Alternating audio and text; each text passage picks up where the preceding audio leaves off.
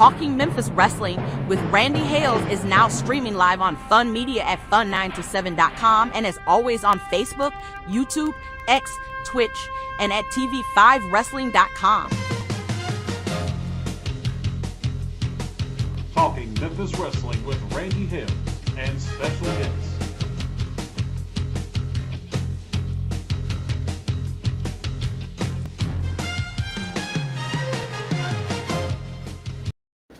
The name of this show starts with talking, and that's what we'll do, talking.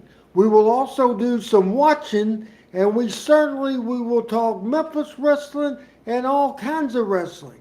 First shout out to my best friend from another mother, Randy West, the best damn wrestling photographer and editor I've ever seen in my life. Hall of Fame worthy work from a friend, Randy West. Todd Alexander is in the house. James is here. Of course, Thomas is here and Calvin is here. I hadn't heard from Greg, but a bunch of folk is watching the beginning part, the opening part right now of Talking Memphis Wrestling. Now, I always have this show structured. I have this show written out. I tried to get all the ducks in lines. I try to know where I'm going first, where I'm going second, how I'm going to end the show. I have it all figured out. But sometimes, folks, nobody gets paid for this show. They do it for the love of Memphis wrestling, including my producer, Adam Dunn, including myself, and including all the panel members, Michael St. John, Pat Trammell, Chris Ellis, and Dr. William Robinson. By the way, it looks like Pat's a no today. It looks like Chris is a no. It looks like the Doc's no. Michael St. John is supposed to be in the house, and he said he would be in the house at the opening of the show, and he is not in the opening of the show. Now, I'm going to give my award-winning producer, the man that makes this here show going on, as I want to say hello right now to Jeremy Gibson, PJ from Thailand, and Al Tuttle from Georgia. Again, Adam, I'm going to have to go another direction, and we will make an announcement that just happened a couple of days ago, and we have it the graphic section toward the bottom. We have a Hall of Fame announcement. Now, a couple of weeks ago, we covered our lead story on a special Randy Hales show. We covered it on Talking Memphis Wrestling. We did special emergency shows to cover the story. Certainly, Hulk Hogan, who had his first run as a main event wrestler, as you see him here, and we will have an actual match from 1979 where Terry Boulder, later on Hulk Hogan, seen here with Lance Russell, and his brother Eddie Boulder, who later became Brutus Beefcake. He was named, and it was just posted yesterday on his birthday. He would have been 72 years old yesterday. The newest member of the Memphis Wrestling Hall of Fame is Hulk Hogan. Welcome to the Hall of Fame, big guy. Big announcement here today on Talking Memphis Wrestling. Now, we're getting right into first take time, and we are thrilled to death. Memphis Wrestling Hall of Famer, also Alabama Broadcasting Hall of Famer. He's been the program director of every radio station from Nashville to Memphis to St. Louis to Phoenix to LA. Again, Hall of Famer. It's me and Michael today, and an extended, hopefully, first take, full screen. Here is Michael St. John. Hey, Mike. Tag is made. There We're we go. in business. There you go. Thank you, Randy. Appreciate it. Welcome in. I am in my Hartford Yard Goats jersey today. Joshua's first day of school. He said, Papa, I want you to wear your Hartford jersey. So I wore my Hartford jersey today. He's a big Yard Goat fan. That's next to the Trash Panda's second worst name in baseball. But nevertheless, welcome into another edition of Talking Memphis and all about wrestling. And Randy, we talked earlier in the day, and I had an opportunity to listen to a little bit of a podcast that you asked me to listen to. And over and above that, I did a little research on my own. And the wrestling business is about to change from a viewer appreciation standpoint, or at least from a viewer interaction standpoint, with what is going on in the negotiations now between the WWE and Walt Disney Corporation, who owns not only ABC television, but they own the 3,000-pound sports gorilla in the room known as ESPN. I can remember back in 1990 when Jerry Jarrett bought out, well, actually in 89 when he bought out the Von Erichs and the wrestling there on, and something just came in. Sorry about that. Well, hold on a second. My computer just went nuts. Okay. But when the wrestling world, of course, ESPN had a contract with World Class Championship Wrestling. They were showing wrestling shows taped on ESPN the first time ever back in those days. And that was really a unique situation for ESPN, who always did not consider wrestling as a sport or a sporting event. So from their inception in 1977 until 1990, 1989, didn't have wrestling on ESPN. Now, because wrestling has become such a multimedia sport and such a high-end draw for viewers, for eyes, i.e. a advertising mechanism to make a lot of money, ESPN is now groveling and negotiating and trying to outbid NBC, Peacock, and other networks, Fox, and get the wrestling franchise away. And they're doing a pretty good job of it. Negotiations are not done. I mean, the ink is not dry on the paper, but it looks to be a setup where ESPN platforms, including the ESPN network, will broadcast WrestleMania, SummerSlam, and maybe some other WWE pay-per-view events live on network ESPN. Others will be on ESPN Plus, which is one of their pay channels. There are some other avenues that are being broached. I know Paramount may be in on the deal as well. But this is a widespread negotiation. And Randy, in what I have read that is confirmed, not with just other podcasts talking, but what has been confirmed, it's not yet totally a deal, but it's 95% positive that it will be a deal. And it is worth up to $50 billion with a B dollars. Wow. I mean, Michael, if this comes up, and also Al Tuttle, I don't know if you saw this, because later in the day it was announced that UFC, which is a part of TKO, that parent company that owns both the UFC and the WWE, they apparently just got $7.7 billion from CBS Paramount, and now every UFC pay-per-view will be on there. And I didn't plan to interrupt your deal and come in this early, but my question to you, Michael, is, of course, the WWE went away from the pay-per-view business a while ago when they went with the WWE network. UFC has continued to do pay-per-views model. The only wrestling company that does the pay-per-view model is AEW. So my question to you, as you continue this very important, critically important, that's going to change the world as far as how we view stuff, you know, it's just amazing. So your thoughts on what TKO is doing, and if pay-per-view is going to be a thing of the past, Michael. Randy, I think pay-per-view is going to become a non-issue because of streaming. And when I say that, it's because streaming already cost you to subscribe to it.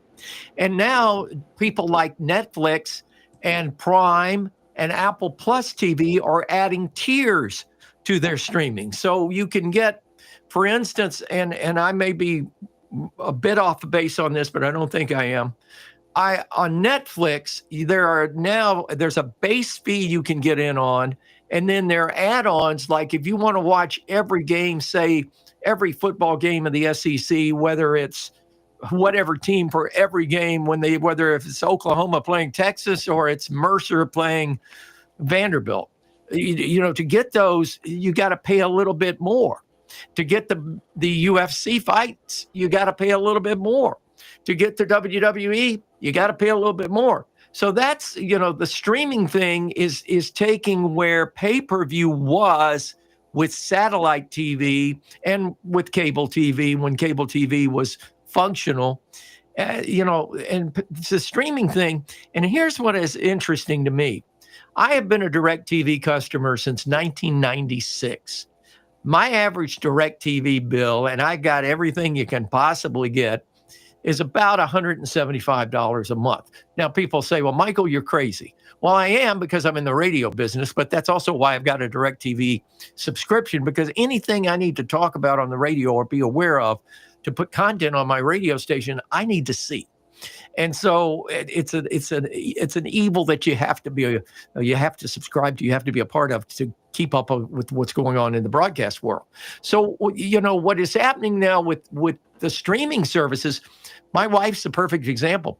She loves Lifetime Network. She loves I call it the man-hating channel, Hallmark Channel, some of those other channels, and she loves to watch them. But she's gotten into these streaming events where one of the shows she's watching is called Homestead or Home something, and then she's watching the cowboy, the horse and ranch thing that is Yellowstone, all about Yellowstone, but she's gotten into it on the subscription channels on the streaming. She can watch it when she wants to. She doesn't have to be in her chair on Wednesday night at 7:00 or on Friday night at 8:00 to watch the next episode. She just builds it up on the stream, and she'll sit there for 2 hours and watch 4 episodes or whatever, or sit there for 4 hours and watch 4 episodes. So she's subscribed to the network streaming, or the streaming service that does that. Kat, you're not getting on the radio. But you have to have more than one streaming service, which is what I don't understand. So you're paying $20 for NetStream. You're paying another $15 for Prime. You're paying another $25 for Paramount Plus. You're paying another $30 for Disney. All of a sudden, you're way up there. You're $100 more for just viewing entertainment. You can't call it television anymore, but viewing entertainment, visual entertainment on your television set. I think that at some point in time, there's going to be a point where people are going to say enough. And then on top of that, I've got a brand new, really pretty Samsung 32-inch smart monitor. They ran them at Staples for $199, and I bought one because I had to have a second monitor in the studio. Okay, well, I'm participating in this. I have a DirecTV set up on my wall back here, and I've got the Cincinnati Reds and Philadelphia Phillies 5-0 game in the 5th. I've got over here on Prime Video, I'm watching local news out of Phoenix, Arizona. So I'm not watching them. I mean, they've got them on. But the fact of the matter is I've got all this video coming in at you. You're only going to be able to watch and absorb one thing.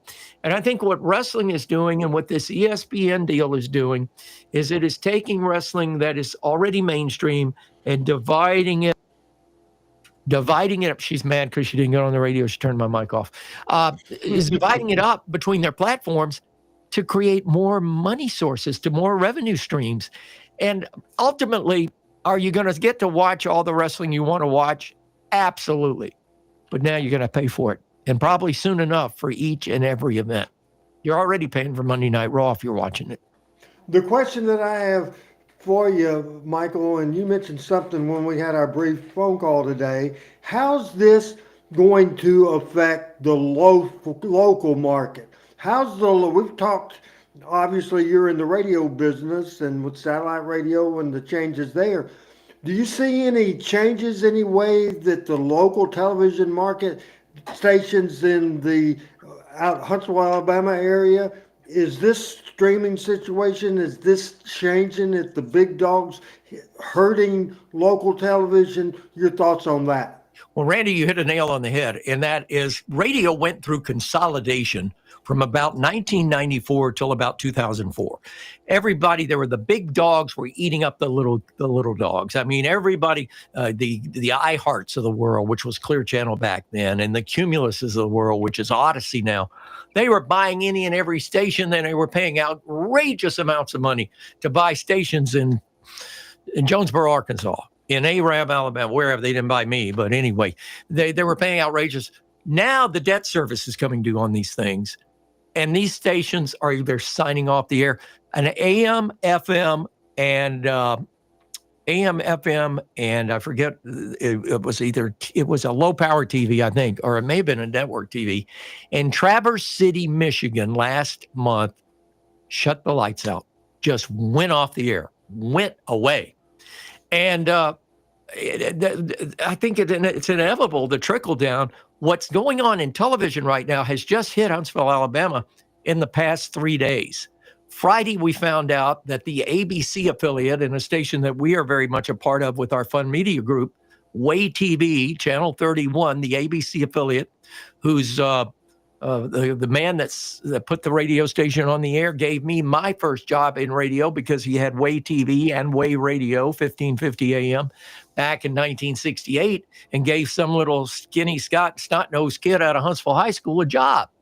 And that station has turned into be a big player. It's one of the top 3 in the market. The Fox station does not do well here, which is surprising. But the number 1 station is the NBC affiliate. The number 2 station is the CBS affiliate, with the ABC affiliate right on its heels. So the price I have heard, and I heard this yesterday, and I haven't confirmed it, it's a $69 million deal, but the Way TV station has now been bought by the NBC, Channel 48, which is owned by Gray Television. They have a TV station in the Memphis market. Let me interrupt you. They have the Jonesboro TV station is owned by Gray, and that's KAIT. And our station, Michael, WMC TV Channel 5, is Gray Media. So, yeah, along your lines. Yep. So they had Channel 48, the NBC affiliate here. Now they bought 31. So you've got 4 TV stations in a market of 500,000 people. Now, and then on the heels of that, yesterday, I heard the CBS affiliate, which originally was owned by the New York Times, and I forget who's got them now, just bought Channel 54, which is an independent and a small broadcast company. They don't have but 1 or 2 stations to begin with, but they just bought them. So now you've got your 2 major networks, ABC and NBC, out of the same building. And now you've got CBS and Fox out of the same building. Where's your local news going? Well, they're not going to keep 2 local news staffs over at Channel 19 and Channel 54, and they sure to hell aren't going to keep it at Gray Television at Channel 31 and Channel 48, because Gray operates on a very tight budget. I mean, they're not skimpy, but they're not, they don't have a helicopter in the air either. So, you're all of a sudden, you've got 4 reporting of news stories in the Tennessee Valley going down to 2. So now what happens is your content begins to erode. Maybe you're only getting a certain view, or maybe a certain view and maybe another view close to that certain view. You're not going to get the full picture. And now we're seeing this, and this is happening in TV all over the country. If they're not going out of business and signing off like they did in Traverse City, Michigan, they're being bought up by other companies that are expanding. Well, that's all well and good. If Channel 31 got bought for $72 million, how are they going to pay it back? I don't see there being $72 million additional in revenue in this market with the advent of what's happening with streaming services and people ditching local television and not watching Channel 48 News or Channel 31 News and watching news on Paramount Plus if they've got a newsreel, or if they're interested in news, finding it somewhere else. So I see television in the next decade going the same way radio is gone. I mean, I'm a small market broadcaster. My wife and I have owned this station since 1997. We were better off in 1997 when we bought the station than we are today. And I know you're going to say, well, you must be a terrible operator. No, but we've had such an increase in the volume of expense in operating stations. And yes, we've bought several other stations. We've bought since that time. We've got 7 more. But the fact of the matter is we operate it all out of one building, and operational costs have not gone to 7 times over. It's gone 15 or 16 times over. And our margin has gone from throwing off 40 to 42% profit a year to 22% profit a year. So it's a numbers game. It all gets back to advertising. But when it gets back to wrestling, the other thing I think you're going to see, Randy, and I think we're sort of kind of seeing it a little bit right now, I don't think wrestling has ever been as popular as it is today worldwide. And I think the marketing people with wrestling have done a most fabulous job. But there's a point of saturation. You know, I love cheeseburgers. I've loved cheeseburgers all my life. But about 10 years ago, cheeseburgers were getting smaller. They didn't taste as good. Now I may have a cheeseburger a week where I was having 4 or 5 or 6 a week before. It comes to a point of saturation, whether it's what you like or what you're used to or what you enjoy. There comes a point where you're saying, okay, I've had enough. I'm going to back off. I'm hoping that doesn't happen in wrestling, but it's everywhere. I watched, it's funny, you and I haven't talked about this. I've got TNA on one of the services on this new monitor of mine out of Access TV or something. I forget the name of it. I've got MLW on this TV. I have NWA streamed on this TV. I have WOW streamed on this TV. I love wrestling as our fans love wrestling. Are we all going to watch all of those shows every week? I don't know about you, Randy. I don't have time to. I don't have time. This is a story not only in the next weeks, next months, and we decide to pull the plug on this show in 25 years, 30 years, 40 years when we get too old and have too much going on to do this show. This is a day-by-day story. So the breaking news, Michael, there's more to come. Do you agree with that? Absolutely.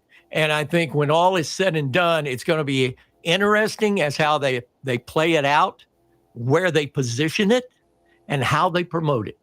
And I dare say, all right, now, if you're on ESPN's platform, you are now competing with Major League Baseball, NFL football, National Hockey League, the NBA, plus college sports, and everything else that ESPN has to offer, all the way down to the Little League World Series. All of a sudden, where are you going to fit in? Where is the window going to open? And then the second thing is, how much money is that listener out there watching or listening to us right now going to pay to watch their favorite love, which is professional wrestling? How soon will it become unaffordable? I think is the major question. Absolutely, no doubt about it. Before we're going to take a break in just a minute, and the heart and soul of this show is Memphis wrestling, and we'll get to that in a minute. And right now, I want to say, Mark, apparently you weren't watching to the first of this show. He says, "Hi, Randy.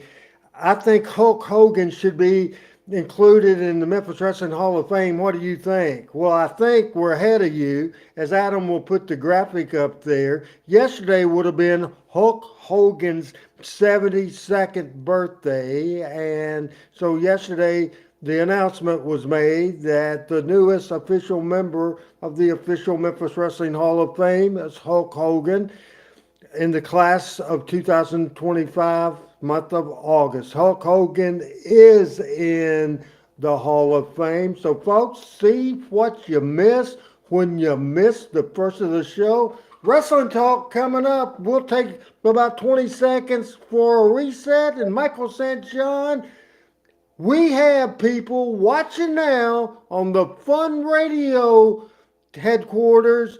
We're streaming there now, and this is what they see every week when they turn this show on.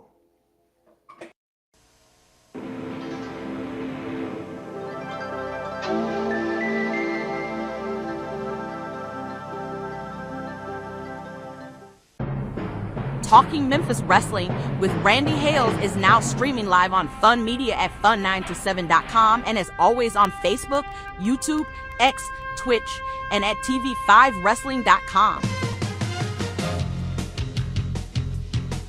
Talking Memphis Wrestling with Randy Hales and special guests.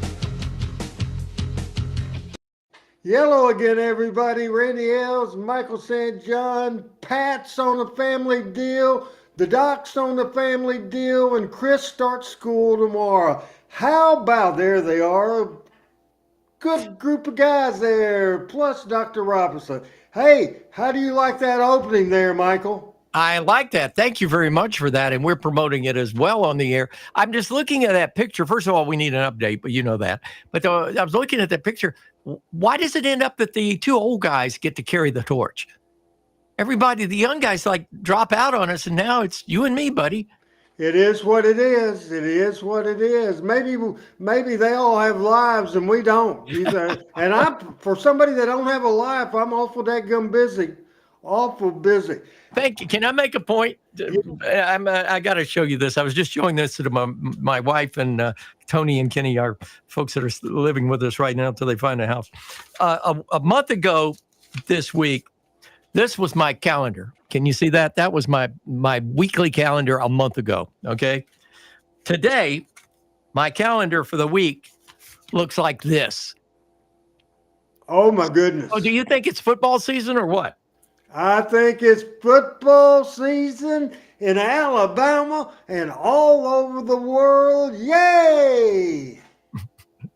Oh, I said, you guys, you're asking me if I can do this, if I can do that. Let me just show you what's going on. And Melanie opened up. She said, if I could had it written down, it would be double that. And it probably would be. She just doesn't write it down. But hey, you got a great lineup for the show. I'm really interested in. And so as we get into this, I don't want to jump the gun here, but what did you hear all about, or what have you learned about Hulk Hogan's funeral? I know there were several people in attendance.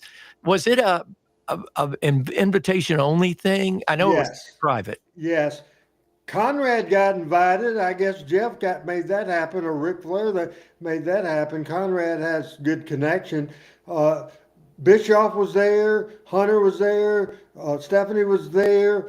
Vince McMahon was there.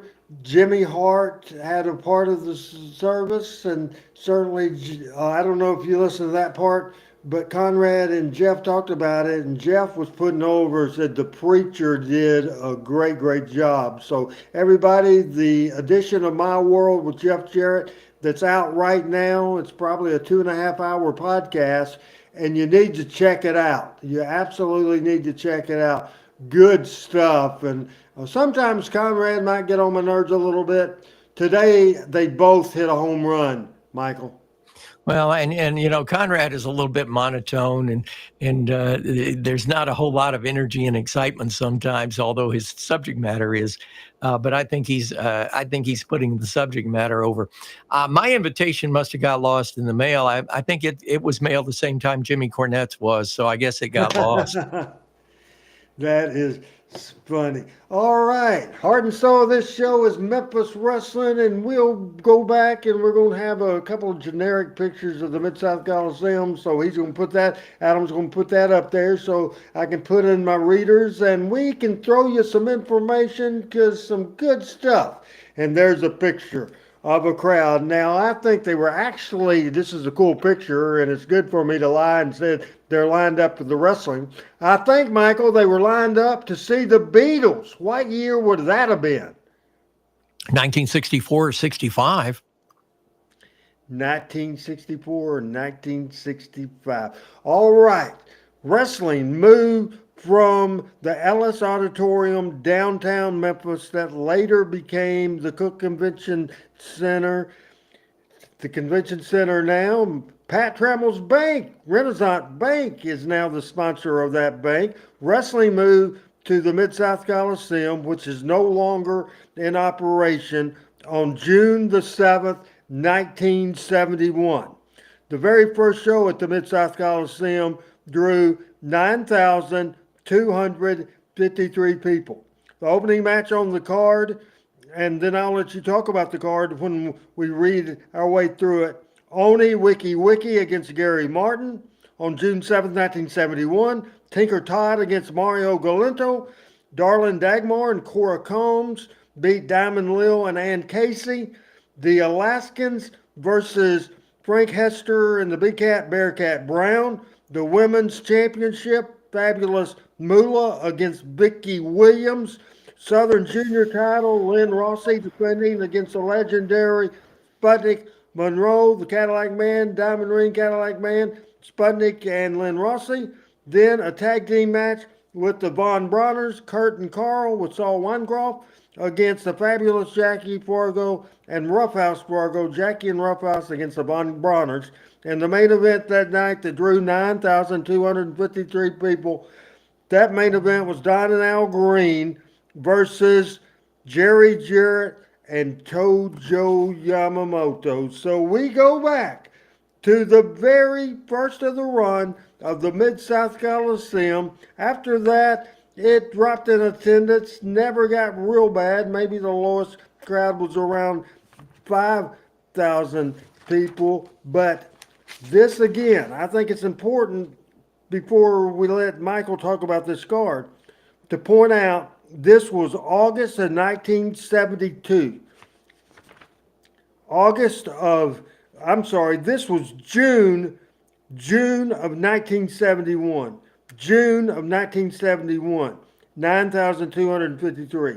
They didn't sell it out until August the 8th, 1972, over a year and 2 months later. Your comments on this card, Michael, and always I want to know how this card would have compared to a Birmingham card. Well, it's very Birmingham-esque, except for a couple of wrestlers that were involved on that card. Mario Galinto, I know, worked Birmingham, but not a lot. And Sputnik, of course, Memphis was sort of his home base. So when he was in this area, so we didn't see him on the Birmingham side very much. But the Von Brauners, obviously, Tojo and Jerry Jarrett, Don and Al Greene. I mean, those are always the Nashville-based crew that was always in Birmingham. So the majority of what you read, I did not get to see the card on the screen, but the majority of what you read, I think, is right on the money as far as that. You could tell it's a Goulas Welch card, and I think except for the Memphis plug-ins, it was pretty much a Birmingham or pretty much a Territories card. Yeah, very exciting. Now we're going to get to that August the 8th. And Michael or Adam, we'll start with the generic pictures of the Coliseum again until we get to that main event. And then we'll change directions at that point. So just go ahead and give me generic action as we talk about the sellout of the Mid South Coliseum. And this was the first sellout on August the 8th, 1972, 10,653 people. What we'll do, we'll change this up, Michael. I'll say a match, no commentary, then you'll comment, quick comment, and we'll go through the card that way. Opening match on August the 8th, 1972, with 10,653 people, was Oni Wiki Wiki against Joe Blassie. Joe Blassie, I do not know. Michael. I'm wondering if they were trying to make him akin to Freddie Blassie, but I'm not familiar with Joe Blassie. Oni Wiki Wiki, a Hawaiian star, very, very big in the islands, but he came to the United States, ended up working out of the Louisiana Arklatex area. He was the promoter for Shreveport, Louisiana for a long, long time. Outstanding wrestler. I only got to see him once. I watched him at the Patton Street Army on Huntsville, Alabama when I was about 10 years old. Wrestle barefooted and just could move, was quick as a cat. Oni Wiki Wiki. I know I've got an old black and white poster that Goulas Welch put out, and Oni Wiki Wiki was part of it. Second match of the night, and I think I'm just going to go ahead and add here, to the best of my memory, everybody on this card no longer with us. Of course, this was in 1972. That's been a long time ago. Second match of the night, Michael, was Tommy Gilbert against Corsica Joe. That's classic old style wrestling. I bet you nobody came off the top rope in that one. But what two veteran stars up against each other? Now, I mistyped on this next one. George Holtz, 6'6", 276. George Holtz was in action against somebody, and I don't know who that somebody is, so we'll just skip right through it. Cowboy Frankie Lane and Eddie Marlin against Don Greene and Sir Steve Clements. When we read the main event, we'll find out why it wasn't Don and Al Greene. Frankie Lane and Eddie Marlin, this sellout event against Don Greene and Steve Clements. And I want to find this George Holtz opponent. So spend a little time talking about Frankie Lane, Eddie Marlin, Don Greene, and Steve Clements, please, Michael. I think this was pretty much early on in Eddie Marlin's career. And of course, Sir Clements was the manager, the Englishman, had the derby, wore the black derby hat, and had a monocle eye thing, and he had it all. I always liked his promos because they were very proper and very much in English. But Don Greene, of course, classic wrestler. Don Greene was, and I know Al Greene is probably underrated as we talk about him here on the show, but I think Don Greene was, he deserved every accolade he got. He was very great on the mic, had a great voice, was an outstanding wrestler in the ring. But I'll bet you that this was a Donnybrook. Cowboy Frankie Lane wasn't a superstar to any stretch of the imagination, but he was one of Nick and Roy's. I think it was more Nick's favorite. Frankie would come in and out of the territory all the time. Whether he drew money or not, who knows? But he was one of those favorites. He was one of Nick's pet wrestlers, if you would, that they would have in just about at any time Frankie wanted to come in. And saw a lot of Frankie Lane back in those days. And before we go to the main event, let's go hit two shots, me and Michael, right now. The first sellout for wrestling in Memphis, Tennessee, as again, we go on screen, Michael St. John and myself, because I've told this story before. I love this story. It's one of my favorite stories because it's the story of how Randy Hales got hooked into wrestling. And this is that story. I had just found one Saturday morning, I was eating my cereal in the den, laying on the floor, eating my cereal and eating my toast and drinking my orange juice. And all of a sudden, I thought I was watching cartoons. I picked up the microphone. All of a sudden, I was startled. I looked up from my bowl of cereal because I heard the jingle. It's America's favorite sport on WHBQ television. And I was introduced to Lance Russell and Dave Brown the first time. Pretty quick. Maybe not the first week, pretty quick. Again, I understood the good guy was Jackie Fargo. The bad guy was these mean Don and Al Greene and Sir Steve Clements, and especially Al Greene was big, and he was ugly, and he was nasty as hell. Now, his deal was he couldn't beat nobody without help from his manager or his brother or his goons. He was a cheating son of a gun, Michael. He cheated, this Al Greene did. So he was asking for a match against Fargo, hair versus hair. So Fargo said, I'm no dummy. Said, it's not going to be Jackie Fargo against Al Greene. I'll beat you 100 times out of 100 times. I would love to see you ball, but it's too much of a risk. I'm not doing it. So Al Greene did that famous promo that Jerry Jarrett laid out. And he started calling Fargo a coward. And he then said that Fargo's dead daddy had died of shame because he had a coward grin. So Jackie Fargo stormed out and did a crying interview. Back then, you didn't see that much. The babyface would never cry. Well, he did.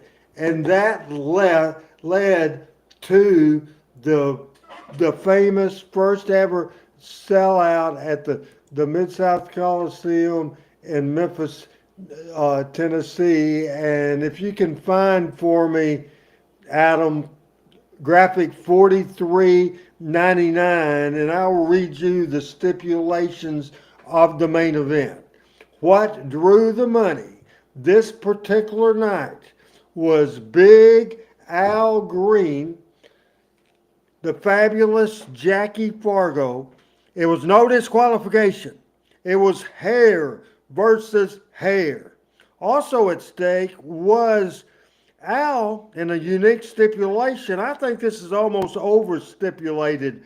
I don't think they needed it. I think hair versus hair was enough. But it was no time, no disqualification, hair versus hair. Also, Al was defending his brother Don Jr. title. Also, if Al lost, he, Don Greene, and Sir Steve Clements would leave town. So it was just a loaded deal. So do you agree with me, Michael, that they didn't need to hot shot it that much? Hair versus hair would have sold the sucker out, plus that emotional interview. Yeah, I absolutely think that would. Yes, I think they overstipulated. I think you're right on that. I'm looking at this picture on the screen, and that is after Al Greene got his haircut.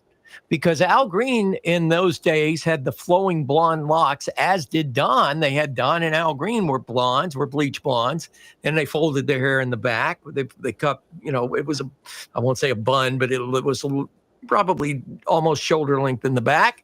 And I think this picture was taken perhaps in Nashville or another arena after that match, after Al Greene had lost his hair. Jackie Fargo and Al Greene, the very next slide, if we click on that, and I thought before, we're going to show the first fall and third fall of this in just a minute, but the next graphic posted right after the one you just showed, and this is just so interesting to me, and it's mind-blowing pretty much, but go ahead, Michael, if you can read the results. The newspaper copy, this was in the next day Memphis Press-Simeter and the Commercial Appeal both. As Michael St. John reads this to y'all. Well, it's interesting because Al Greene in this one defeats Jackie Fargo, so Fargo loses his hair in the main event. Last night's wrestling card at the Mid South Coliseum, the attendance announced at 10,653, and Coliseum officials estimated 3,000 fans were turned away. Wow. In other bouts, only Wiki defeated Joe Blassie. Tommy Gilbert pinned Corsica Joe. George Holtz decision Tony Charles. And Cowboy Frankie Lane and Eddie Marlin won the tag team bout over Don Greene and Steve Clements. So that picture, I don't know where that picture came from. If it did come from this match, Al Greene had already gotten his hair cut. So this is an interesting, I wonder how this all transpired. But that picture we showed was after Don Greene, who was a blonde and longer hair, had obviously had his hair cut. Well, we'll find out in just a minute of what in the match that we have that video, Michael, and we'll see what Al's deal there. There's no commentary. Lance Russell, the first ever sellout at the Mid South Coliseum, he worked the TV, but he wasn't at the Coliseum. We've showed this before again. And Dave Brown is the ring announcer. Then, we'll show the first fall, which went 10 minutes, 30 seconds. We will not show the second fall, 10 minutes and 50 seconds, but we'll recap it. The third fall went 12:20, and we'll show that. And Michael will have to fill in the commentary. We'll try to listen to Dave's ring announcement, but certainly I want us to both look at the hair. I guarantee Al Greene didn't have blonde hair during this. This is fall number 1 from the Mid South Coliseum, August 8th, 1972, with Michael St. John, Randy Hales, talking Memphis wrestling.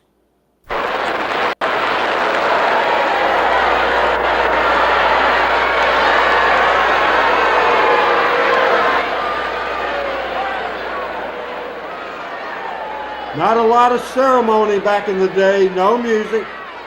Just walk into the ring. I'm thinking this is Al Greene. Yes. Being accompanied by security. And no, he does not have long blonde hair.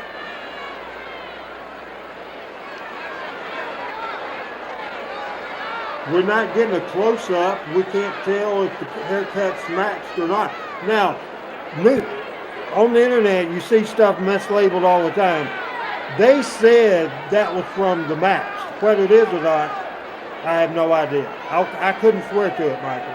Well, Al has his patented ball spot in this match, or in this particular match. The crowd is not on their feet though for this match. They're just sort of waiting for things to, I guess. Look how far back the second set of fans are in this shot. That later changed, did it not, Randy? That a whole set of bleachers, because they decided they can get 2,000 people. Now, are the people still sitting down, or now that Fargo's out, are they standing up, or is everybody seated? It looks like they're still seated. That's interesting. It is. Here's Dave Brown. The stipulation is on this match. No punishment, no disqualification, 2 out of 3 falls. If Al Greene loses the match, he will get Ricky Fargo a certified check for $5,000. His brother John Greene will lose his U.S. Junior Heavyweight Championship belt. And Al Greene, John Greene, and Steve Clemens must leave the country for 1 year. If Ricky Fargo loses, he will have his hair cut. The month of next summer, 18 well. Roundhouse Monaco's schedule of the year is plain coincidental. Since he is not here, there will be no second in Al Greene's corner. No second. A 2-3 match stipulation for Music City, USA. 250 pounds, Al Greene. 228 pounds, the fabulous Jackie Clark. 203 falls, no punishment, no disqualification. Special Heavyweight Referee, Bobby. Who was the referee there? Bobby something. Yeah, I heard the Bobby. I have no idea. I don't know if Adam caught that or not. This is from I'm August wondering- 8, 1972. I'm wondering if that's Bobby D, who was from here in Huntsville, Chase D's dad, that refereed for Nick for years. He'd have to turn around and have to look at him in the face to tell you, but it might be him. Because at big matches like this, they bring in referees from other parts of the territory to referee these matches because the fans weren't familiar with them.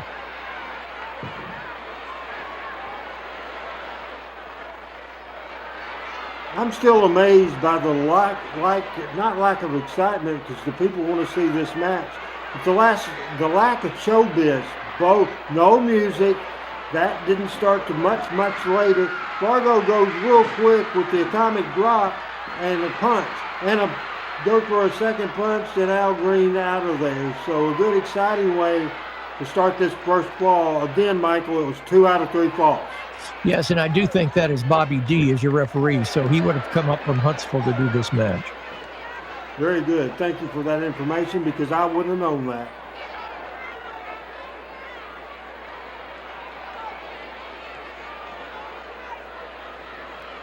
Notice The Warrior rings. One, that was Dave Brown ring announcing. There's nobody doing commentary at all. How up high would you put this match, Michael, and for its importance in the history of Memphis wrestling? Where would you put this? Well, I think it's very important that it's the first sellout at the Mid South Coliseum, and that the match that attained that is the match that people came to see, which was a singles match between Al Greene and Jackie Fargo. There was already a feud going on, a program going on with Fargo and Jarrett against Don and Al Greene. So, I'm thinking that I said Fargo and Jarrett. Was it Fargo and Jarrett? Was that the tag team that was going up against Don and Al Greene in previous weeks? And also it was Roughhouse and Jackie, and it was Jerry and Fargo and Kojo, and they would switch it up. Simple match. Yes, and it just as what we're seeing in the match. Did you see those punches? That flurry of punches? Tell me that didn't look real as hell. Absolutely, 100%. Where do you think Lawler learned how to punch? Well, even Al Greene's punches looked really, I mean, just like they're laying him in. You don't have to go 100 miles an hour, people, to have 10,000 people. And this is so simple. And Fargo's sort of throwing the rule book out. He had the headlock. He established it for a second, and then he punched him. And then he went after him, punching him. Of course, Al Greene taking the powder to the floor, obviously adding time to the match. We're not seeing all this flash in a pan kind of wrestling. There's no high flyers. There's no flying trapeze. No wrestler hanging from a flying trapeze trying to throw a drop kick or something crazier. I mean, this to me is just classic professional wrestling. I love it. I love it. Folks, you might think me and Michael are two old men, and we are. But, folks, I'd rather watch this 10,000 times more than I would a spot fist that didn't make any sense at all. I would much rather see this, Michael. Look at Fargo selling his hand. He came out of the ring. He rolled over on his hand. He's selling his hand that he does the punching with. Al Greene being restrained by referee Bobby D, and then Greene going after Fargo. You know, a change in momentum here. It was Fargo's way the first few minutes of the match. Now here's Al Greene taking over. Classic wrestling.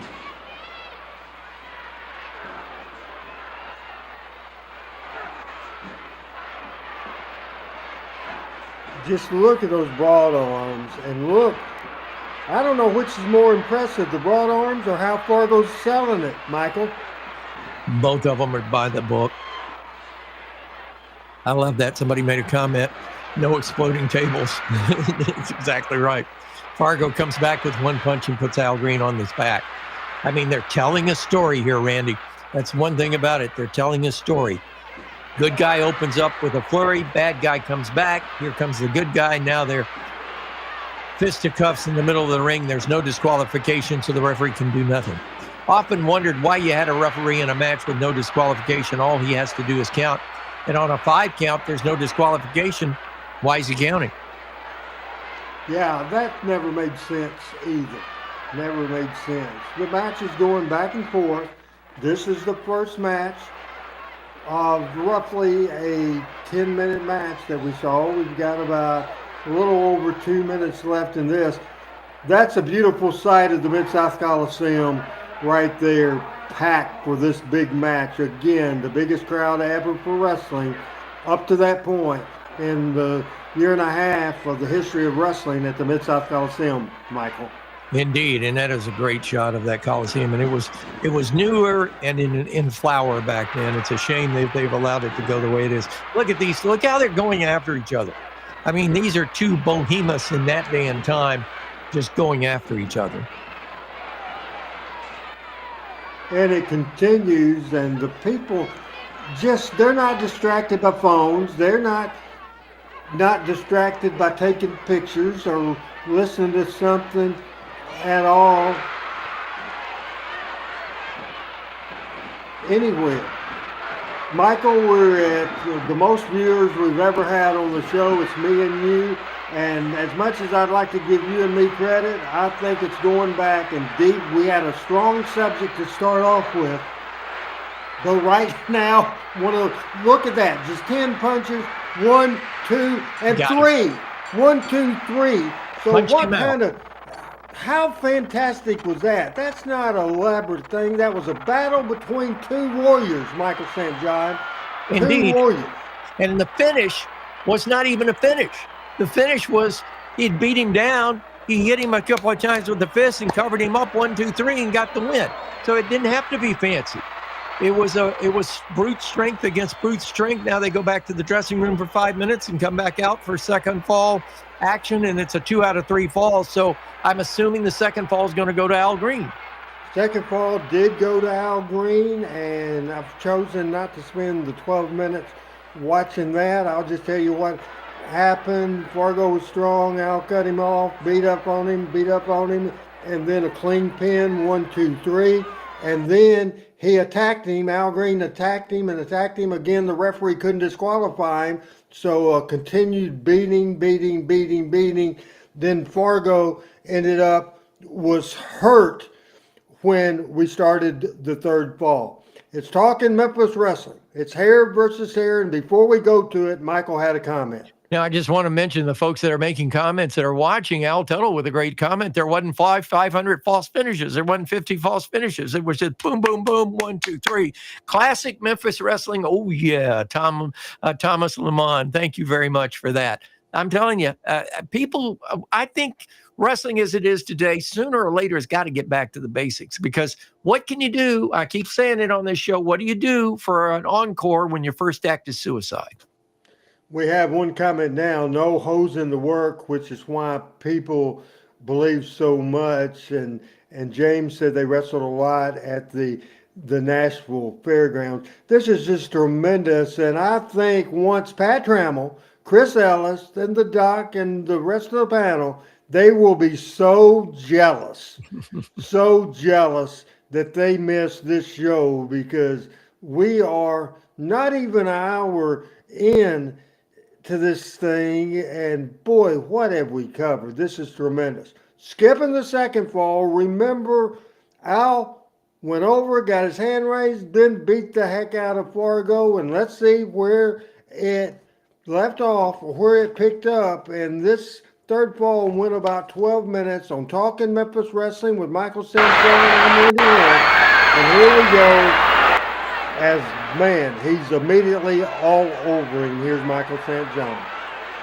Well, I'm telling you, and I'm trying to watch. Is Fargo, did he get juice? Is he bleeding at this point?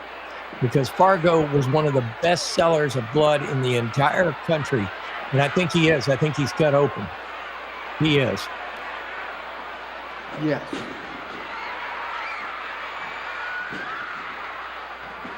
Al going for the cover quickly and pulls him up. Now he's going to punish him. Boy, how classic is this? Oh, my God. I have goosebumps, Michael. I really do. Look, Fargo's out. He's out.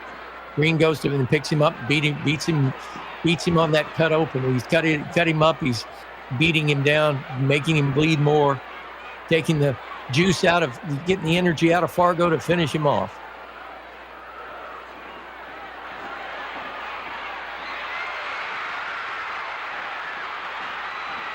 Jackie can't see where he's at. That's the cell right there. Adam, can we pause that tape and come back? Don't do it if we can't come right back where we stopped. But yeah, Michael, what you've been watching that just like everybody in Team Hales, and I appreciate every comment. We're not getting to all the comments, but Michael, that's what wrestling is supposed to be. How did we go away from that, for Christ's sakes?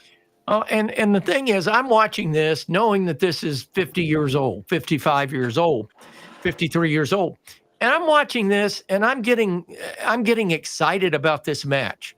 And I know what the outcome is. I know what's going to happen. I've seen it before.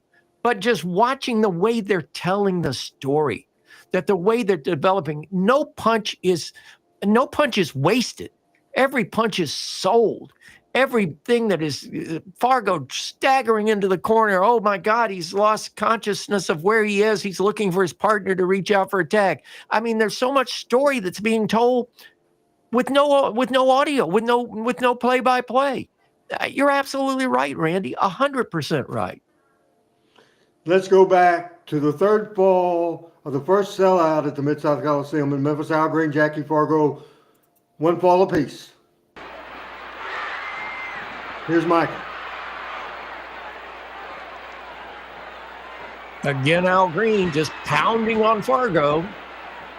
Fargo staggers, keeping his feet, trying to gain some semblance of what he can do to stop this barrage.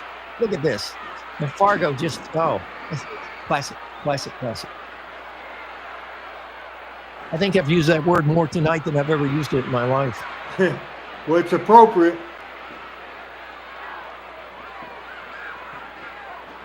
I love the fact that Fargo's blinded from the blood and Al Greene's taking advantage of it. Again, it builds into the storyline and builds into the reality of wrestling. I mean, I guarantee you, nobody in the Mid South Coliseum, nobody outside the dressing room thought that there was anything bogus about this. All they're seeing is a bar fight between a big brute and their favorite wrestler of all time, perhaps in Memphis, Tennessee, Jackie Fargo. He's going, all right, now all of a sudden he's got the energy, puts him in the atomic drop, but doesn't have the energy to cover him and finish him. And the atomic drop is a finish Jackie Fargo move. Nobody gets up from the atomic drop unless they recuperate over a long period of time. You're seeing that period of time. Now people are on their feet. Now people are screaming at Fargo to cover him, cover him.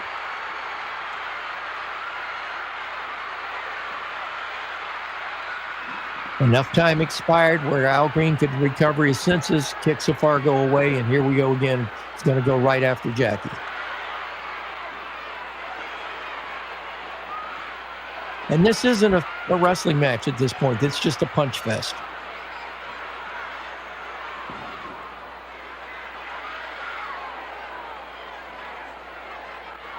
$10,653 people, first sellout ever, August the 8th, 1972. We appreciate the people watching. I love that shot. I love that shot. I love that comeback too. Fargo all but out, all but done, and gets enough muster, gets enough base to go after Al Greene. And now the referee stops the match and awards it to Al Greene, says that Fargo cannot continue.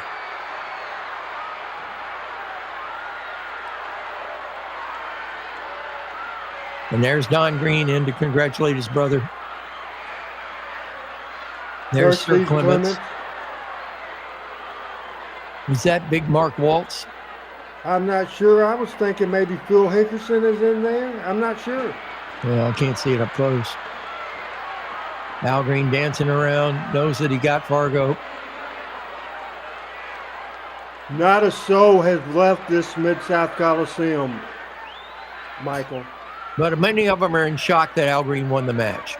But now they're going to watch the spectacle because Fargo, who's never had his head shaven in a wrestling ring, is about to get his head shaven. Doctor coming in, checking on the cut. Eddie Marlin in there, Cowboy Frankie Lane. I thought I saw only Wiki. That was only Wiki. You're right. They're trying to stop the bleeding on Fargo because Fargo's beat up pretty bad.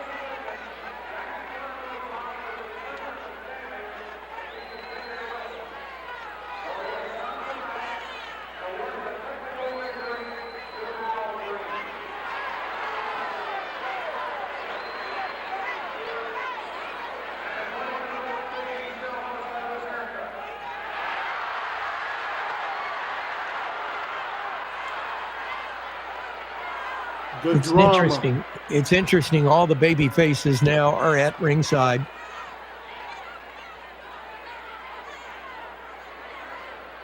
I've got goosebumps still. Some of them in dress clothes. I have too. I mean, this is now it's going to play out. Something nobody wants to see, but they're going to watch it happen in front of their eyes because they'll be there to tell their grandchildren they were at the Mid South Coliseum the night that Fargo got his haircut.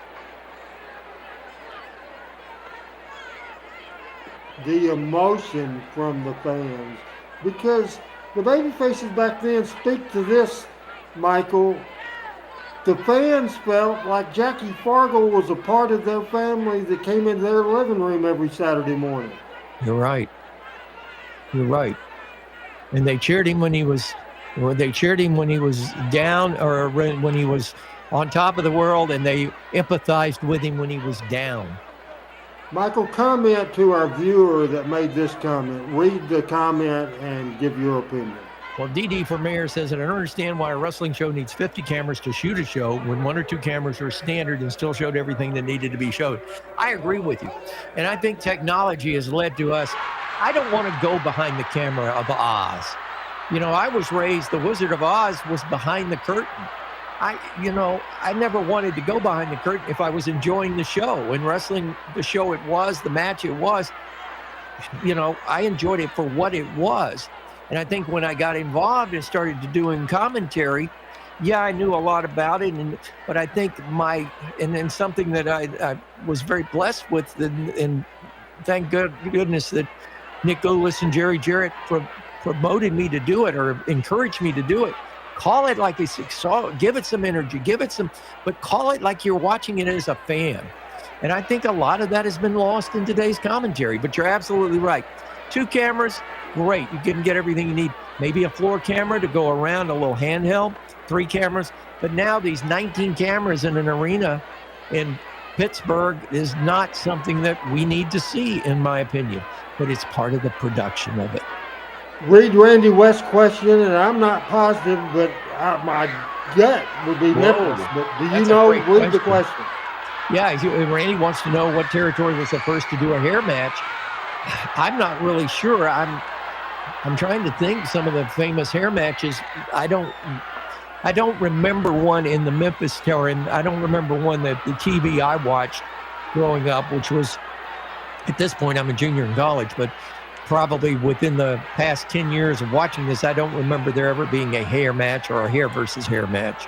There could have been, but I just don't remember it.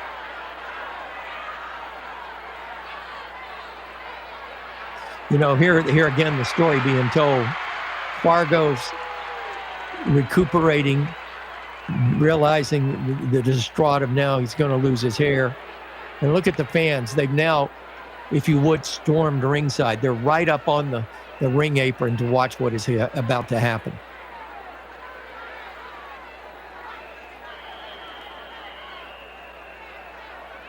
And some of the wrestlers huddling up. Well, what are we going to do? How are we going to get out of this situation?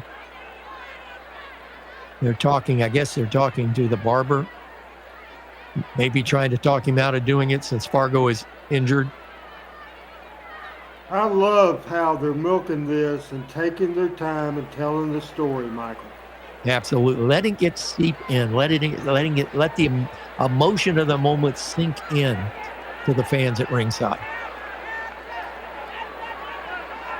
Now, if I remember correctly, the first time I think I saw this was a clip that was used on the Saturday TV show to promote the rematches around the territory, if I'm not mistaken. And the people didn't want Fargo to cut his hair, but the honor of Fargo doing it is a part of the story. I mean, they never said that, but in the people's mind, psychologically, as they're just taking their time, they brought the chair in. They're booing the chair. The baby faces look sad. This is just tremendously perfect done. Couldn't have been done better, Michael. No, I agree. And again, the timing and the fact that Fargo is now distraught over what is happening, what has taken place, and the other wrestlers trying to encourage him to help get him through this. It's like somebody going through a crisis in life.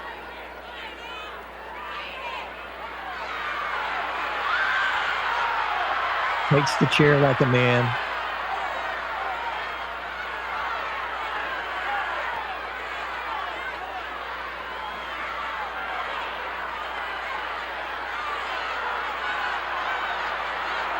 That's not Guy Coffey, it's the barber, is it? No, it was Mr. Lane, the old barber that was 90 years old, Mr. Lane. And does he have scissors or the shears? I'm not sure. I think he's got shears. August the 8th, 1972, 10,653. They added a set of bleachers after this, which resulted in the capacity being 11,700. Impressive to me, Michael, that article you read said 3,000 people were turned away. Amazing. Amazing. That's owning wiki on the mic right there.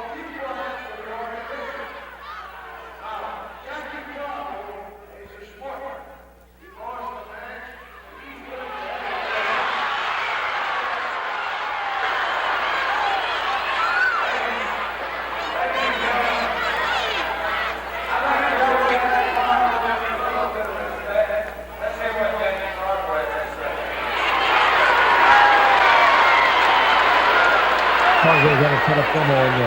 Sure.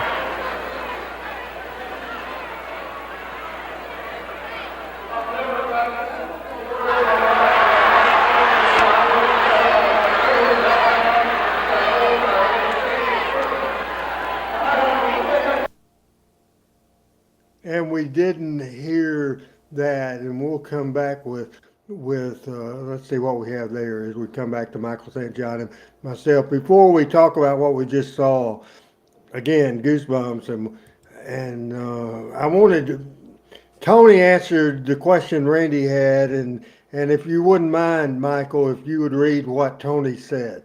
Thank you, Tony.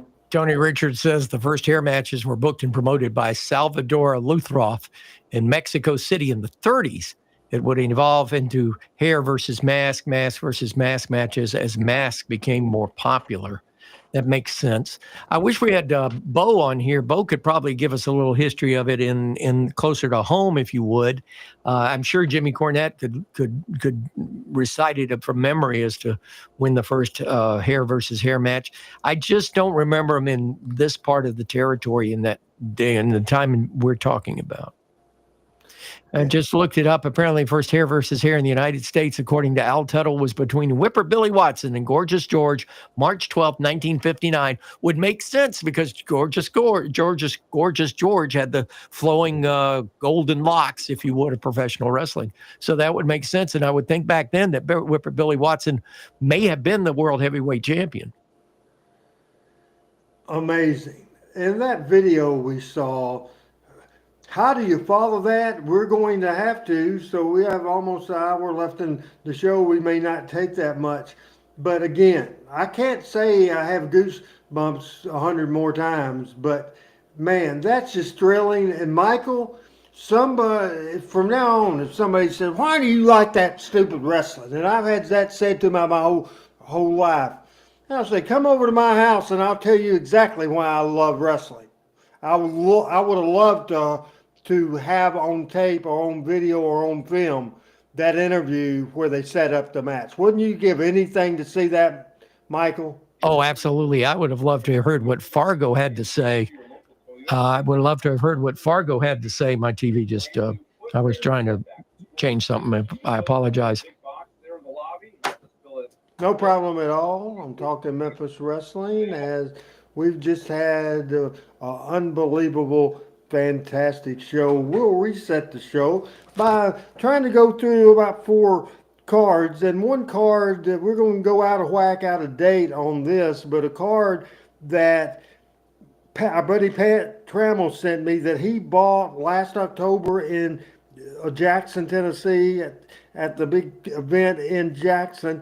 We'll start with the first, I think it's the first card I have up there, Adam. It's 3317. It's 3317. It is from Memphis, Tennessee on January the 23rd, 1978. Now it is autographed by Robert Gibson, Bill Dundee, Jerry Lawler, and Jimmy Valiant. And again, from January 23rd, 1978. And here is Michael St. John. As Michael, give me a second as you read the card and take your time, and I will try. At this point, in 1978 is the date. I will certainly try to see what if they listed attendance on the card. But start from the bottom and work your way up, please. And of course, it is promoted by Jarrett Welch Wrestling, Roger Howell. And wonder what happened to Roger. He was a good guy. When I first started working for Nick, Roger was working for Nick, and he was a good guy, taking on Steve Jackson in the opening match. Following that, it was Sonny King against Robert Gibson, Big Red and Bearcat Brown against Hickerson and Condrey. One of the most underrated tag teams in the history of Memphis wrestling. And I think Pat Trammell was the first to bring that out here on our program a while back. Then it came the North American Championship with Mr. Wrestling, the champion, against Big Plowboy Frazier. And I'm wondering if that was Tim Woods, Mr. Wrestling, that came up from Georgia, or another superstar or another star under a mask that was using the Mr. Wrestling moniker. Michael, it was Dick Steinberg. It was Dick Steinberg. Okay. It was Dickie Steinberg. Okay. So that was not Tim Woods, the original Mr. Wrestling #1, if you would. Southern Tag Team Championship, superstar Bill Dundee and Norvell Austin against Blackjack Lane and Jim White. Of course, Jim White, the first tag team partner of Jerry the King Lawler. And the main event for the Southern Heavyweight Championship, again, another hair versus hair match. Jerry the King Lawler putting his title on the line against handsome Jimmy Valiant. You know, when you go to the top 5 of Memphis wrestlers, Randy, would you agree with me? It would have to be Lawler, Dundee, Valiant, Monroe, and then who would be that fifth? Fargo. Oh, I think Fargo might be number 2. Yeah. Well, wouldn't you say that's the Mount Rushmore, the top 5? Absolutely, no doubt about it. Putting you to work, Michael, saying Johnny Edwards has interesting information here that I would request you to read. Well, the first catcher ever for the Cincinnati Reds when I was a little kid I started following, his name was Johnny Edwards. So if you're kin to him, God bless you, man. Johnny Edwards was one of my childhood heroes. I went to high school in Memphis. I went to high school in Memphis with his daughter, also named Jackie, and he picked her up at school one day in a red convertible Cadillac and wore a fishing hat after losing that hair match. That is absolutely unbelievable.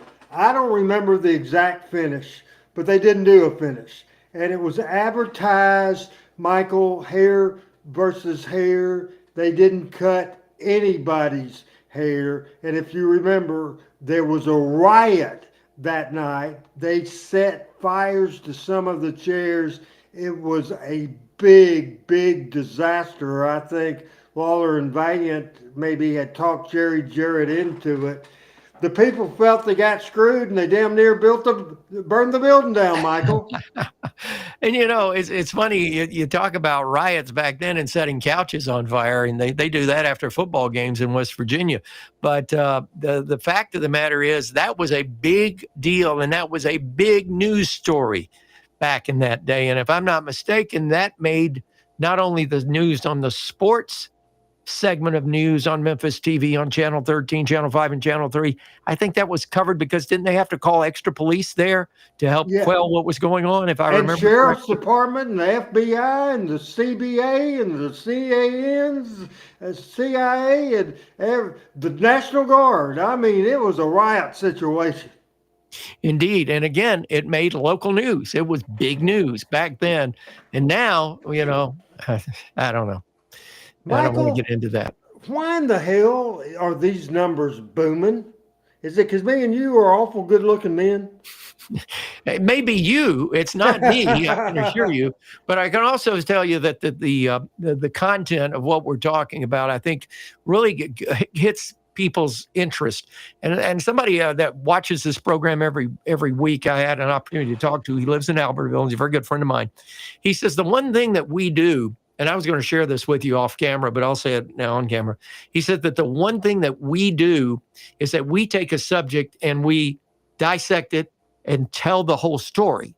He says a lot of other podcasters, and he didn't name anybody, but get off on tangents and start, they're talking about this and they end up talking about that. And they're talking about this and then they don't really explain this and they get off over here.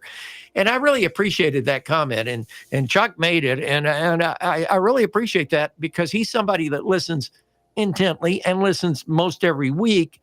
And I do think that's something that even when the full panel is here, more so than any other podcast, we're able to take a subject matter, hair versus hair, and expand on it and break it down. And hopefully that's what people are liking about the show tonight. We're going, because we have a match I want to get in, and it's 20 after. So these next few cards I want to get to pretty quick if we could, Michael. This one I'm hoping that you will have input in this. You're from that end more than I was. Let's look at 4401. This is very interesting. This is from Chattanooga, Tennessee. It's August 8th, 1978, and it says special introductory offer. Nick Goulas was still in business on Tuesday, August the 8th. Remember, they're trying to just get people in this parade of stars. Special introductory offer. I've never seen this before in my life, Michael. Every seat in the house $1. And if you can read it bottom to top, read this card. Well, first of all, this is a Tuesday night card. Chattanooga was normally a Saturday night town. And that's change number one, I see. I also see that he's working with several other, and I was doing his commentary. I remember introducing this card. This was about the time that Harry Thornton had his heart attack. And I can remember talking about this particular card on TV, but he had Eddie Sullivan and Don Bass against Bearcat Brown and Chief Bald Eagle. I believe at the time, Eddie Sullivan was working out of Atlanta and coming up for the match. 6-man tag, and that's a good match to start off the card. You're talking about Bearcat Brown, which was a headliner for Gulas Welch Wrestling back in the late 60s and early 70s.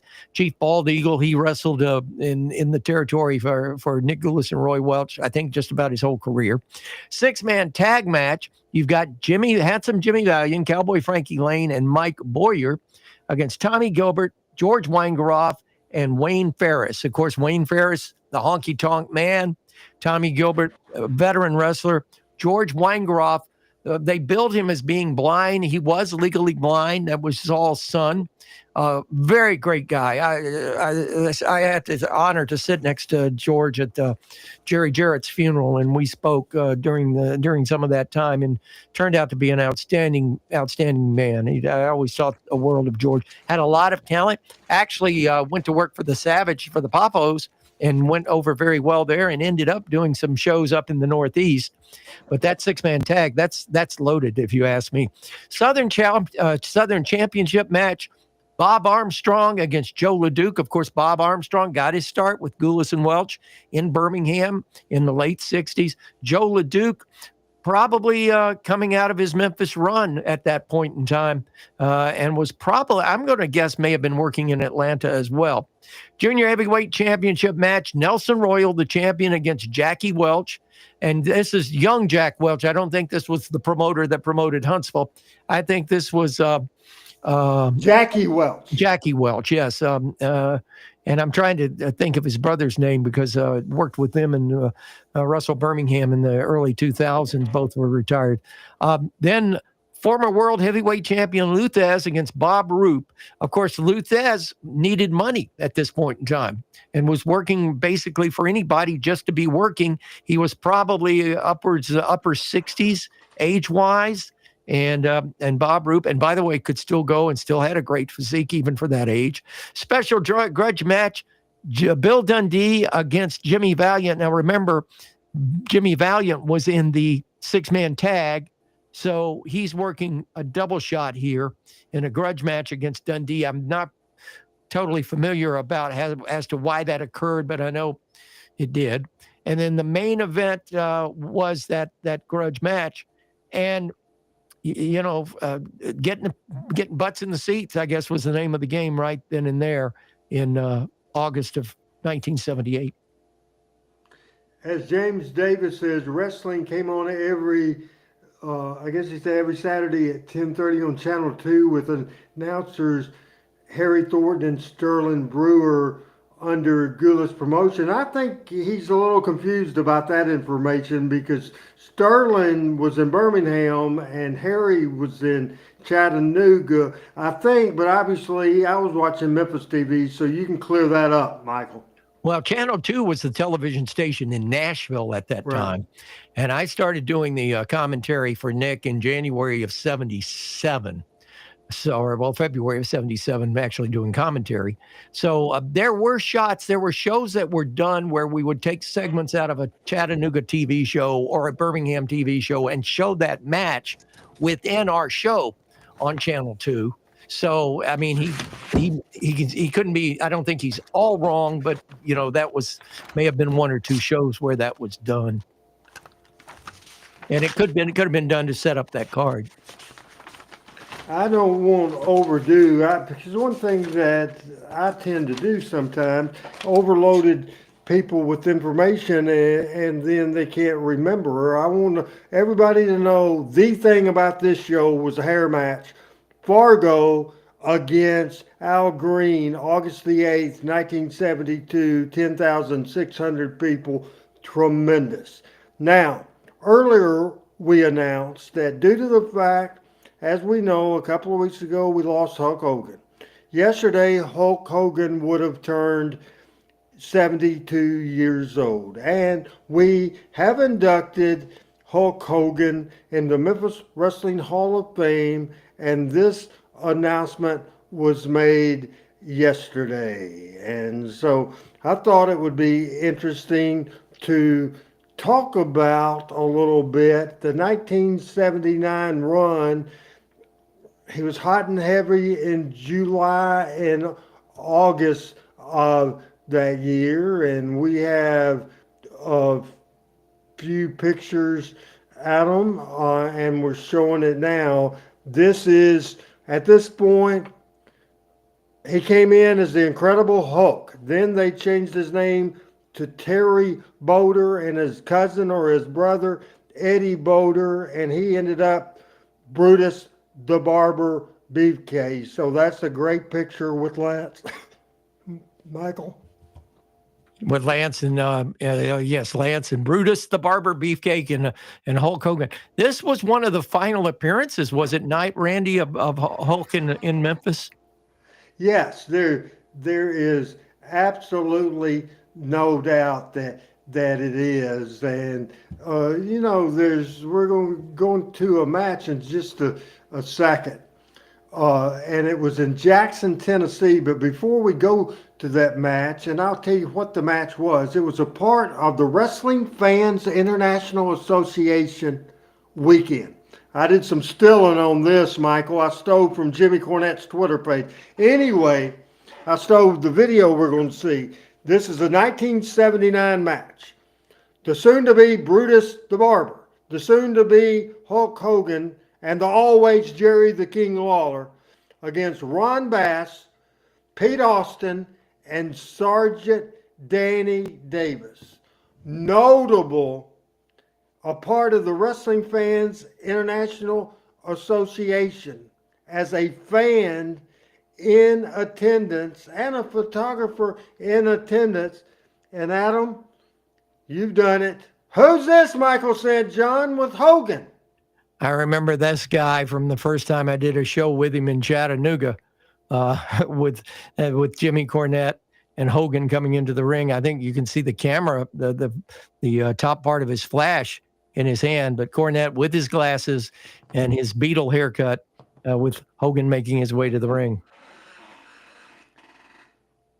Now, this was in July of 79. In about November of 79, Randy West came in the picture. Mike Shields, the gentleman that shot this match, and this has to be filmed. The quality is not good at all, but the magic of this, no commentary at all. So commentary today, folks, will be done by Michael St. John and Randy Hales. Again, we did it earlier. But a great way to finish this show today and lead up to our final comments of the show today is go to July of 1979. This is at the Jackson Coliseum in Jackson, Tennessee. For those of you that don't know, and see if I'm accurate on this, it's about halfway. Jackson's about halfway, not quite halfway, but close to halfway between Nashville and Memphis. Would that be accurate? It's a third of the way from Memphis to Jackson, and it's a 2/3 of the way from Nashville to Jackson. So Jackson is about the 123, 125, somewhere in there. Mile marker on Jackson is the 79 to the 85. Okay. So the numbers are going west to east. So yeah, that's be 85 miles, 75 to 85, 75 miles from Memphis. So it's still 125 miles from Nashville or so. And I think Charlotte Pike is 201, right? 201, yeah. Charlotte Pike is 201. Man, we're deeping in the weeds now. We've made that trip 2 or 3 times, right? I guess so. Hey, we're going to show that, and it's about an 8-minute, again, just talk about this video, not just the match, but just the film and how raw this is as we go to the Mid South Coliseum in Memphis, Tennessee, a year before RH graduated. We'll watch. Hopefully we got it right now. And that is filmed, by the way.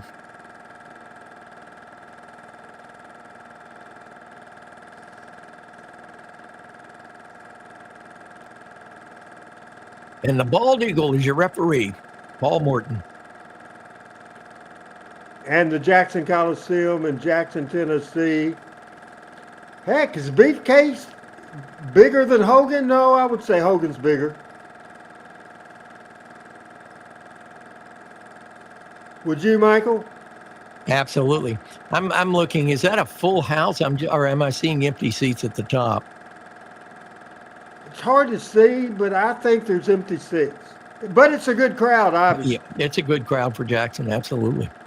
That was a nice arena in Jackson, by the way. That it wasn't the Mid South Coliseum or the Nashville Memorial Auditorium, but it was a nice arena.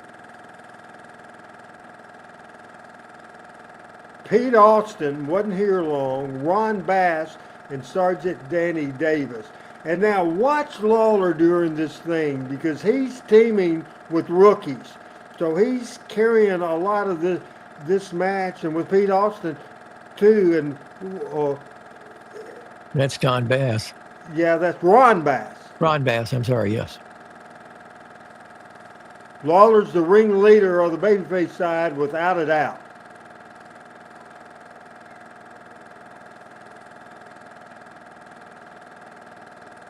It's interesting to see this in film, right, Michael? It is. I'm also noticing where there was edits, where perhaps some things were taken out to make it more like when the light overpowered the camera. There's some edits in this.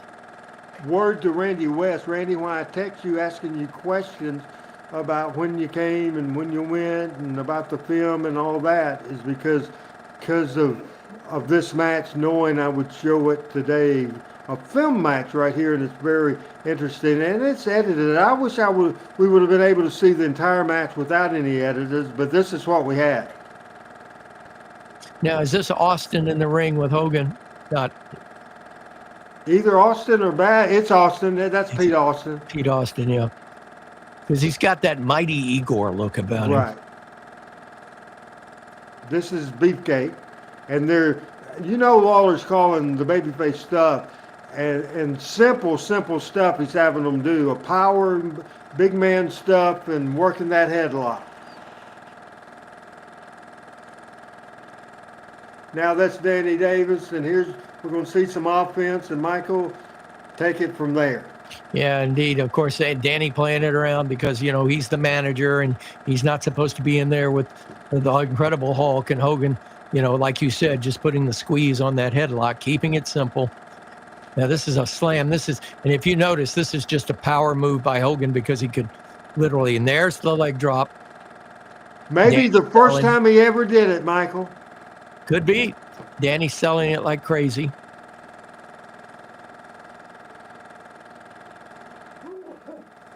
Danny with that side headlock. Danny could work, by the way. He was a small guy, but he could work. Oh, absolutely. And Beefcake just handling him like a dish rag. Tag is made to Lawler, rather. And Lawler comes in and starts to do Lawler stuff.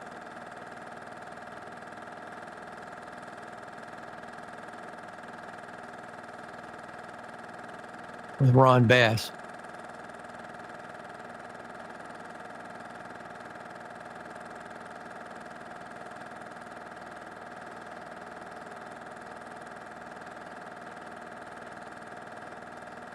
Man, Hogan he's green at the time, but he is impressive and as hell, is he not, Michael? He is, and a lot of the things he's doing, we saw later in his career, that we didn't see the charisma. Now Lawler is gonna, he's got him caught. Here's Beefcake coming in. I mean, Hogan had the look. I mean, there's no doubt about it. And then when he added with that goatee and that, that just, he had the look.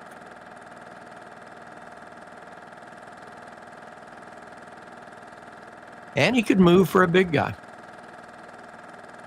Oh, no doubt about it.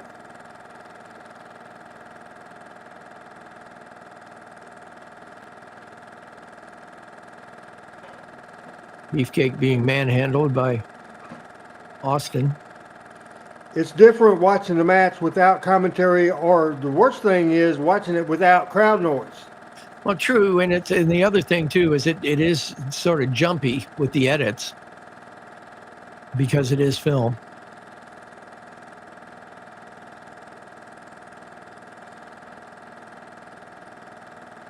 And I think when it was edited, of course, the whole thing was to keep the match moving and show the action, if you would. Al says this is great stuff. And it is classic. And I think Al Tuttle sent me this video, as a matter of fact. That's the first place I saw it, was when Al sent it to me in my inbox.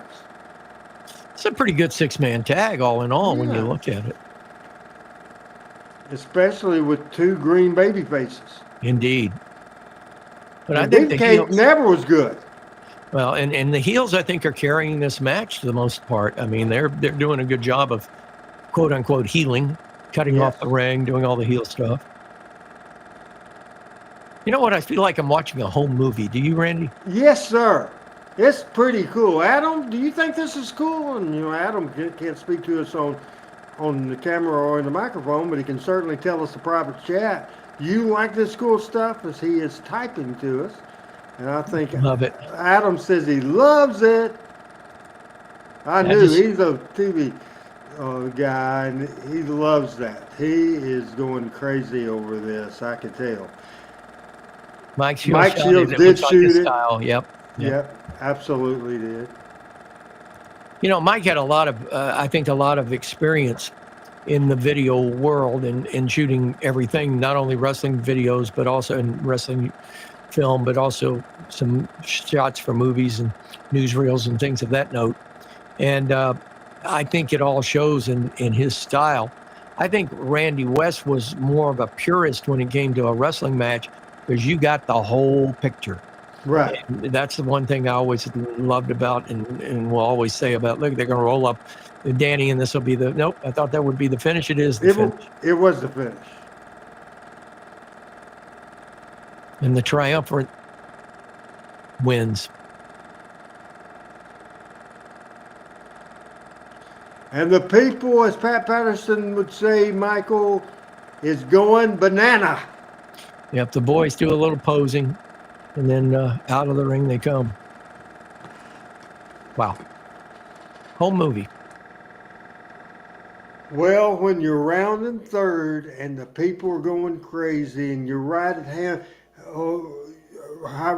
home plate, you don't turn around, go back to home plate and start over. We've hit our home run, Michael. No doubt about it today. This was a tremendous show. So we started with First Take. We're going to call it early night because, by God, we have people where we want them and we're taking it home. What did you learn today? And what in the world, man? You think we hit a grand slam tonight? Indeed. And in the words of Jackie Fargo, leave them wanting more. And hopefully they'll be back next Tuesday night for that, because this is what this show is all about. You know, I love the fact that you made the kind of rounding third and heading for home. Where I'm headed this weekend, that's on the side of the stadium that faces Interstate 71. I'm taking you-know-who, Joshua, to his annual the Cincinnati Reds game at the Great American Ballpark on Saturday night. He's all excited about it. And we're doing it with a very special intent in mind, is that Sunday marks 25 years since my father has passed, and their family reunion. My dad's family reunion is still going strong. This will be the first one since COVID, and it will be the first one that I've ever had Joshua at, so he can meet a whole set of cousins that he's heard me talk about but has never met and played with. So I'm sure this little 6-year-old who started first grade today will have a big time, and we're looking forward to seeing all the family, of course, and of course going to see the Reds play. But Grandma Mimi Melanie is going, and Brittany, our daughter, is going, and then Joshua's mom is going, and we're all going up for a family reunion and catch a Reds game and take a deep breath, because come Monday Next week is the opening week of high school football in Alabama. And after that, it's Katie bar the door to the first of the year. So I would imagine you might not be here next Tuesday night. I'm hoping to. I do have two interviews with high school coaches, but I'm hoping to be with you the rest of this month for sure. But just so I may remind all the folks that are listening, this is my calendar for this week, and I haven't even started on next week. So Right. it's going to fill up pretty quickly. So we'll keep our fingers crossed. But as of now, I'm planning on being here next Tuesday night. And that's why we're loaded down on panel members, because it just rocks right around. It's always better when Michael's here. Final words before we get out of here, and we're going to get out of here about 18 minutes early today, and that's not a bad thing. Here's Michael St. John with his final take, then I'll wrap it up. Very easy. First of all, thanks to Adam Dunn for the great work he does. You putting this thing together, hours upon hours upon hours of putting this thing together and allowing me to be a little small part of this and run my mouth a little bit. But the biggest thanks goes to all those folks that are on this right-hand side of our screen that we love the comments of. We don't get to read them all out loud, but we certainly read them and take them to heart. And thank you for being with us. But thank you, Randy, for allowing me to be a part of it. You know, the best thing that you can say when you come off a show like this is, boy, you get this great feeling, this great rush that we've all enjoyed it. Let's do it again. So next Tuesday night, let's do it again. For Adam Dunn, for Michael St. John, it's Randy Hales saying, so long, everybody. See you next Tuesday.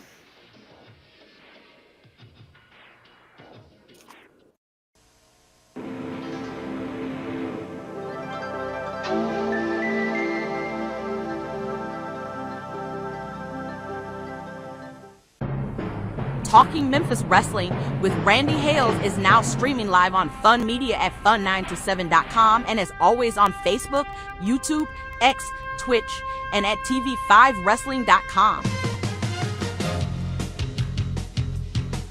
Talking Memphis Wrestling with Randy Hales and special